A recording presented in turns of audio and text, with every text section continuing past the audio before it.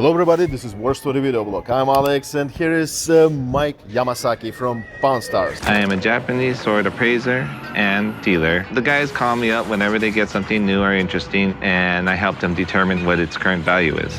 Hi everybody.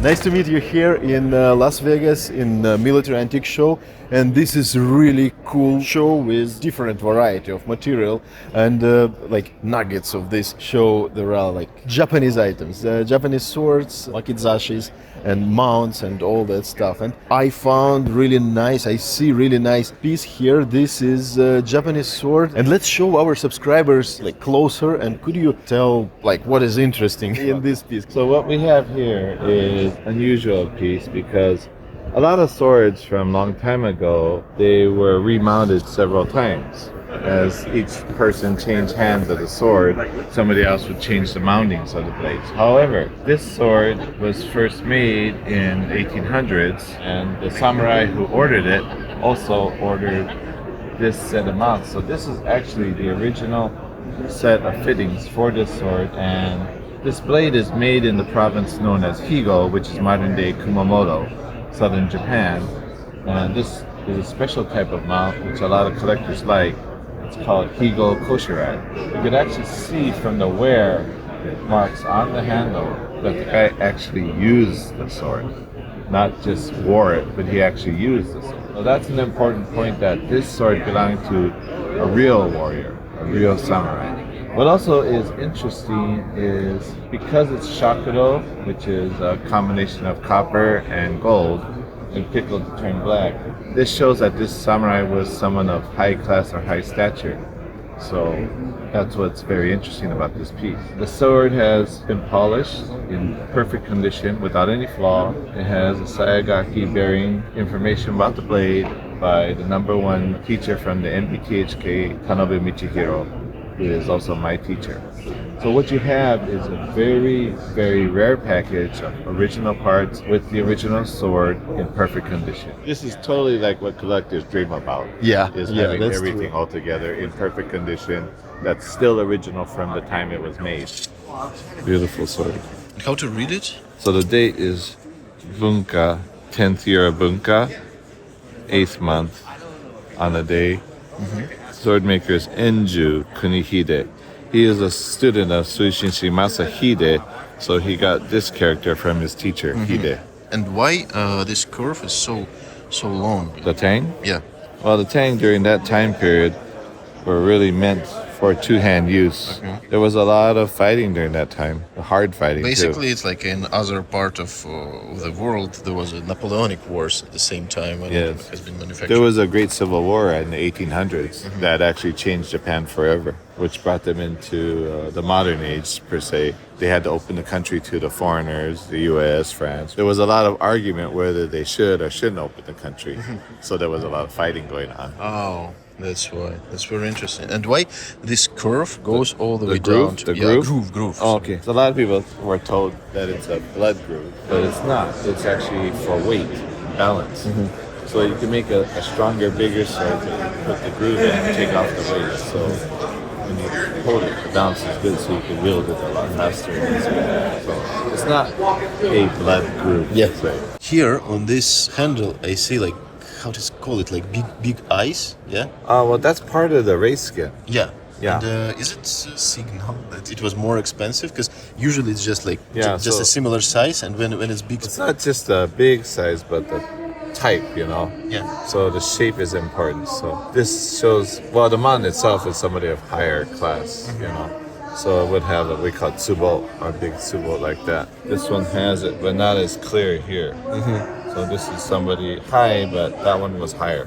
Oh, that's cool. I also have another one. I just bought this dagger. Could you give your opinion about this one? Because I just bought it in LA. I have a special project. I bought a collection in San Francisco, and now I am driving all the way down from LA to Tampa area, and with all that stuff. And only one piece with these papers I got in that collection, and so very interesting to know your opinion. Tanto Kaneyoshi.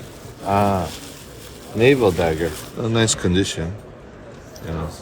Samizaya. A little bit of rust. This is a older blade, probably from the late 1500s. Kaneyoshi. I'm not going to take it apart, but we have a picture of the tang here. And probably Zenjo school. Could use a little bit of polish, so I might recommend you showing it to polisher and see Okay. what he can do for it, because it does have one spot of rust on there that is relatively young, so it's still savable in that sense. But nice mount. What do you think about the flower? Because it looks like maybe it's from another one, or No. This is normal for these. And what's unusual? How did I find it on the shelf? It was this flower usually is here, Yeah. but on this particular one, That's it's because like, of where the hole is. So it's just a smaller tanto. So the original hole is up high. yeah, See, because they have a lot of space here. yeah. These were originally made to have machine-made blades put in them, so they were done lower. But this is an older blade that was done, probably a family sword. So that's why it was modified differently. And what do you think? Could it cost like 2,500 in that condition with papers, or it's too much? That's probably about retail for that, in a sense. This I mean, it's a military market more than a traditional collector market. Having a family sword in it, and then it's a higher quality one. So I would say that would be probably a proper price point for that sword. I bought it just based on my feelings, because it looks nice and. Yeah, it's in good condition, so. Thank you. And here on the show, there is a very interesting activity. There are two guys who are showing how to polish blades and how to make shirasayas. After the sword is polished, we place them in the shirasaya so they stay clean and don't require any more restoration. So what we like to do is we put the koshirai with a wooden dummy blade so you can display it in your house. And if you want, you can enjoy the blade separately and not have to keep touching the mount. So therefore we protect the mount. It's very interesting, and usually I just buy like military swords, and I bought collection like 240 or 230 pieces. It was like some of them without scabbard, some of them without handles, but there are like a lot of really nice and really interesting pieces, and some of them needs polishing, so now I can provide polishing of it.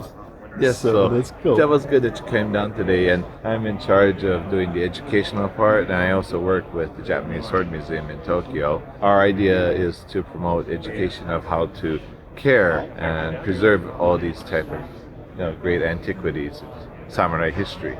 So that's very important, so that we teach people that I agree. what you can and cannot do and do it properly. So I agree, because every piece of cultural thing and every like collectible piece is something really old, and we just like temporary owners, to be honest. Like, we call it temporary caretakers. yeah. So while we have it on my watch, they come out perfect, and they hopefully will stay perfect for the next generation. I'm a next on the watch, so I gotta take it and pick it up from this show. And thank you very much for chance to buy it. Thank you for your like research and everything. I'm trusting you to take care of it. Thank you. All right.